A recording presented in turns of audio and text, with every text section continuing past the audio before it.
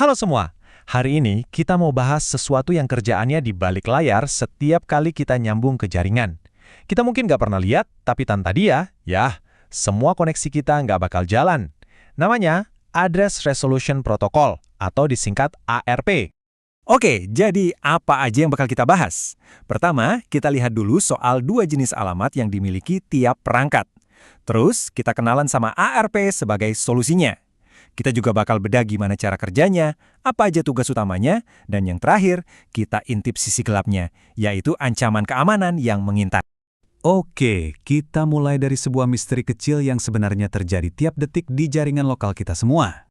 Pernah kepikiran nggak sih waktu laptop Anda mau ngeprint sesuatu, gimana caranya dia tahu harus ngirim data itu ke printer, bukan ke Smart TV atau handphone Anda yang juga nyambung ke Wi-Fi yang sama? Jawabannya ada di dua jenis alamat yang berbeda. Gini, setiap perangkat itu punya yang namanya alamat IP. Anggap aja ini kayak nomor rumah di sebuah komplek perumahan besar ya, kayak internet gitu.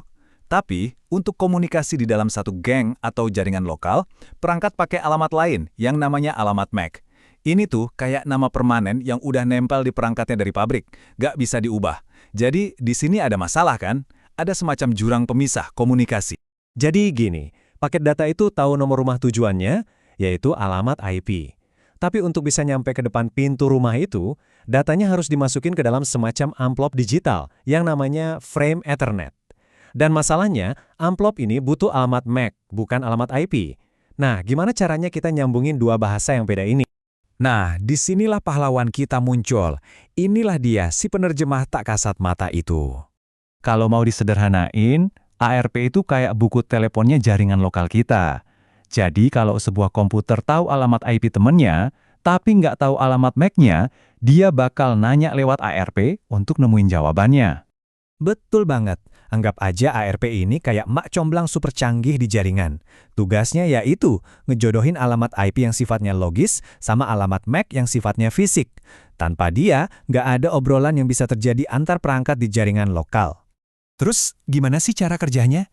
Proses penjodohan ini sebenarnya simple banget loh, elegan dan cuma butuh beberapa langkah aja. Jadi gini, pertama, komputer A bakal teriak ke semua perangkat di jaringan. Woi, siapa nih yang pakai IP 192.168.1.15? Ini namanya broadcast. Terus, komputer B yang rasa punya IP itu bakal denger, dan dia langsung jawab, tapi jawabnya langsung ke komputer A, nggak teriak-teriak lagi. Itu IP gue, nih alamat MAC gue. Nah, setelah dapat jawabannya, komputer A pinter nih. Dia nyimpen pasangan IP dan MAC tadi di sebuah catatan kecil, namanya ARP Cache. Tujuannya, biar nanti kalau butuh lagi, nggak perlu nanya-nanya dari awal. Catatan kecil ini, si ARP Cache, itu sifatnya sementara. Ada masa berlakunya, bisa beberapa menit atau beberapa jam. Kenapa? Biar efisien. Jadi nggak perlu teriak-teriak terus tiap mau ngirim data. Nanti kalau catatannya udah kadaluarsa, baru deh dia ngirim permintaan ARP lagi buat dapetin info yang paling update.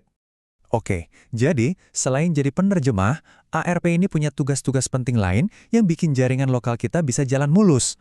Apa aja tuh? Nah, ini dia 3 tugas utamanya. Yang pertama, jelas, menerjemahkan IP ke MAC, itu tugas intinya. Kedua, dia yang memungkinkan semua perangkat di jaringan kita ini bisa saling nemuin dan ngobrol langsung. Dan yang ketiga, ini penting banget, dia ngebantu komputer kita buat nemuin pintu keluar dari jaringan lokal, yaitu router. Biar apa? Biar kita bisa nyambung ke internet. Tanpa ini, kita cuma bisa ngobrol sama teman se-Wi-Fi, nggak bisa buka Google atau apapun. Tapi, sayangnya ada sisi gelap dari protokol yang hebat ini. ARP itu dari awal dirancang buat efisiensi, bukan buat keamanan. Nah, celah inilah yang bikin dia rentan banget sama serangan yang cukup serius. Masalahnya apa? Masalahnya, ARP itu terlalu polos. Dia percaya gitu aja sama semua jawaban yang dia terima. Gak ada verifikasi, gak ada pengecekan. Sifatnya yang terlalu percaya inilah yang bisa dimanfaatin sama pihak yang gak bertanggung jawab. Serangan ini namanya ARP spoofing atau ARP poisoning. Gampangnya, si penyerang ini meracuni data di jaringan.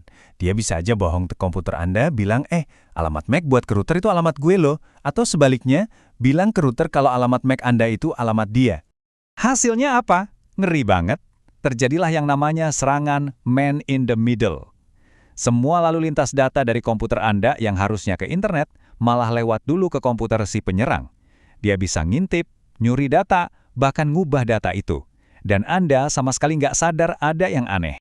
Jadi, ya gitu, di satu sisi dia punya kelemahan, tapi di sisi lain, kita semua sangat bergantung sama protokol ini setiap hari. Dia ini benar-benar pahlawan tanpa tanda jasa, yang diam-diam kerja di balik layar biar kita bisa browsing, streaming, dan lain-lain. Dan ini jadi poin penutup kita. ERP itu solusi yang jenius dan efisien banget buat masalah dasar di jaringan. Tapi, sifatnya yang gampang percaya itu jadi pengingat buat kita semua bahwa kadang tantangan keamanan terbesar itu justru tersembunyi di bagian paling dasar dari teknologi yang kita gunakan setiap hari.